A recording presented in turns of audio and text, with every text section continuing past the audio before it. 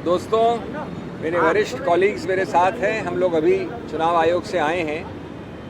विभिन्न कंप्लेंट्स थी। मैं 3-4 बिंदुओं को बहुत संक्षिप्त रूप से आपके सामने रखना चाहता हूं। पहला बिंदु है जो हमने कहा चुनाव आयोग को कि किसी परोक्ष रूप से साइलेंस पीरियड में जो चुप्पी रहने का समय होता है 48 घंटे चुनाव के पहले, उसमें कोई भी नहीं, चाहे कितना बड़ा लीडर हो, वो किसी रूप से सीधे रूप से या परोक्ष रूप से कैंपेनिंग नहीं कर सकता। हमें कोई आपत्ति नहीं है कोई व्यक्ति, कोई लीडर कुछ भी करे, मौन व्रत रखे या कैंपेन करे, लेकिन वो साइलेंस पीरियड में इनडायरेक्ट कैंपेनिंग नहीं होनी चाहिए। हमने ये कंप्लेंट रखी है कि माननीय प्रधानमंत्री ने जो घोषणा की है कि वो एक मौन व्रत में बैठेंगे 30 तारीख की शाम से। आप जानते हैं कि जो चुप्पी का समय है वो 30 तारीख की सुबह 7 बजे से लेकर 1 तारीख तक चलता है। ठीक उसके बीच में माननीय प्रधानमंत्री ने घोषणा की है। ये सीधा आदर्श संहिता का उल्लंघन है।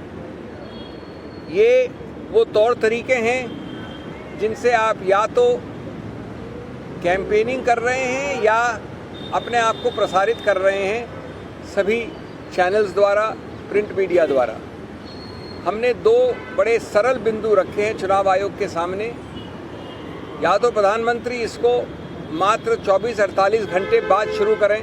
1 तारीख की शाम को वो हर प्रकार का आध्यात्म मौन व्रत कर सकते हैं अगर वो चाहें तो, और या अगर वो इंसिस्ट करते हैं कि कल शाम को 30 तारीख की शाम को शुरू करेंगे जैसा कि घोषणा में आया है, तो ये आवश्यक होना चाहिए प्रतिबंध चुनाव आयोग द्वारा कि इसका प्रसारण न प्रिंट न देखने वाली मीडिया, विजुअल मीडिया के द्वारा प्रतिबंधित होना चाहिए।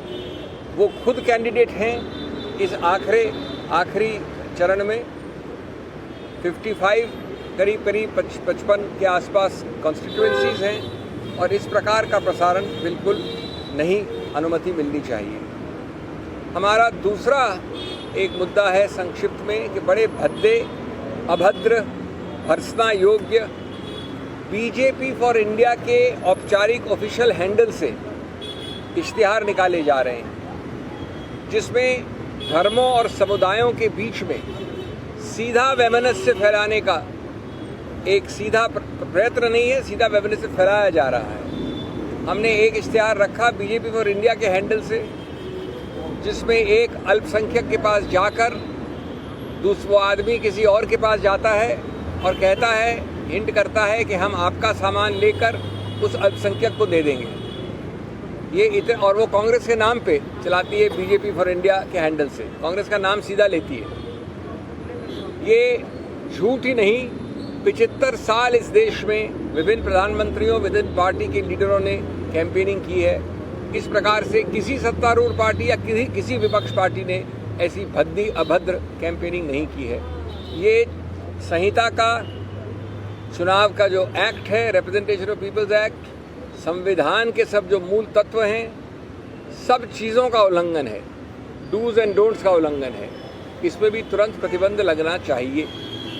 तीसरा बिंदु जो हमने रखा चुनाव आयोग के सामने वो है डॉक्टर्ड वीडियोस का। जब कोई और थोड़ा सा भी अनजाने में भी अगर फेक वीडियो या डॉक्टर्ड वीडियो चलाता है तो हमने देखा है कि कंप्लेंट्स होती हैं, चुनाव आयोग तुरंत एक्शन लेता है। कई बार गलत फेक कंप्लेंट्स की हैं सत्तारूढ़ पार्टी ने। हमने उनके समक्ष एक कंप्लेंट रखी है जिसमें कि सीधा राहुल गांधी के भाषण को विकृत किया गया। राहुल गांधी ने आप लोगों के सामने उस भाषण में, उस रैली में 3 बार हिंदी और अंग्रेजी में दोनों बार कहा कि आप नोट कर लीजिए कि 4 तारीख के बाद इस देश में प्रधानमंत्री के पद पे नहीं रहेंगे। इनको टाटा बाय बाय, इनका राजनीतिक पूरा जो पद है वो खत्म हो जाएगा।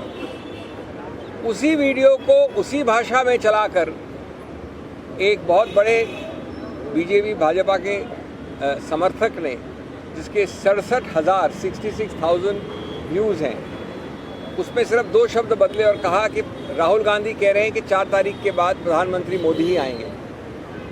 ये अगर दुखद नहीं होता तो मजाकिया होता कि राहुल गांधी उस रैली में कह रहे हैं कि 4 तारीख के बाद माननीय प्रधानमंत्री वापस सत्ता में आएंगे। इस प्रकार के जो प्रयत्न हैं जिससे कि आप फैलाना चाहते हैं, इस पूरे देश में मिथ्या प्रचार करना चाहते हैं, ये भर्त्सना योग्य हैं। और अंतिम बात मैं कहूँगा, एक बड़े जाने माने रिपीट ऑफेंडर है, सीरियल ऑफेंडर कहूँगा उनको, इन मामलों में सीरियल किलर कहा जा सकता है। और मैंने कहा विनम्रता से चुनाव आयोग को कि जब तक आप इनको प्रतिबंधित नहीं करेंगे, कड़े शब्द नहीं करेंगे, इनके विरुद्ध बहुत स्ट्रॉन्ग कार्रवाई नहीं करेंगे, तो ये बार बार ज़्यादा बुलंद होकर ये गलती करेंगे। उनका नाम है श्री हेमंत शर्मा। न किसी प्रधानमंत्री ने, न किसी मुख्यमंत्री ने 75 साल में ऐसे शब्दों का प्रयोग किया है। माननीय हेमंत शर्मा जी कहते हैं 22 मई 2024 को कि अभी तक 300 दिए आपने, हमने राम मंदिर बना दिया, अब 400 से ज़्यादा देंगे तो हम मस्जिद ए, मस्जिद बी, और वो नाम लेते हैं वाराणसी का और मथुरा का, उस सबको तोड़ के वहाँ मंदिर बना देंगे। मैं समझता हूँ कि ये जो उदाहरण दिए हमने, एक नहीं सभी के सब, ये इस आधार पे चल रहे हैं कि इस देश में न संविधान है, न किसी चीज़ जिसको आप धर्मनिरपेक्षता कहते हैं वो है, न चुनाव आयोग है, न अनुच्छेद 324, 329 है, न मॉडल कोड ऑफ कॉन्डक्ट है। ये काम ऐसे बोल रहे हैं, ऐसा प्रकाशित कर रहे हैं जैसे कि यहाँ पर सिर्फ जंगल राज है। इसलिए ये आवश्यक है कि तुरंत बिना डिले के, और वो हम सब जानते हैं कि ये विंडो बहुत छोटा होता है, आप तुरंत एक्शन नहीं लेंगे तो उनके सब दुष्प्रचार का फ़ायदा वो उठाएंगे। ये हमारा था।